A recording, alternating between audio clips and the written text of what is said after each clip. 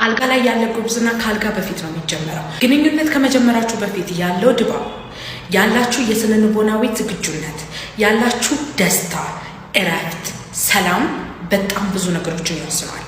60% የሚሆኑ ስንፈተ ወሲቦች ስነ ልቦናዊ ናቸው። ስነ ልቦናዊ የሆኑ ስንፈተ ወሲቦችን እንዴት ነው ማወቅ ያለብን ብላችሁ የምታስቡ ከሆነ መጣ ሂደት ብልጭ ድርግም ይላል።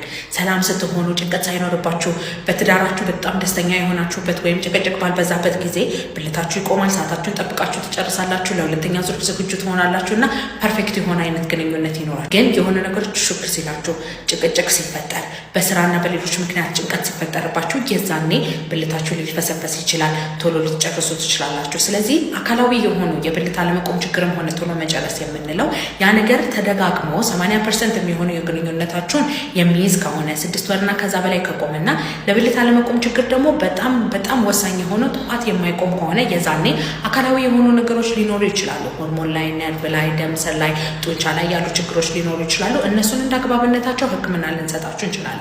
በማንኛውም ስንፈተ ወሲብ መታከም ከፈለጋችሁ ባዮ ላይ ባለው ስልክ ቁጥር ደውላችሁ ቀጠሮ ማስያዝ ትችላላችሁ። ሁል ጊዜ ክፍት ነው።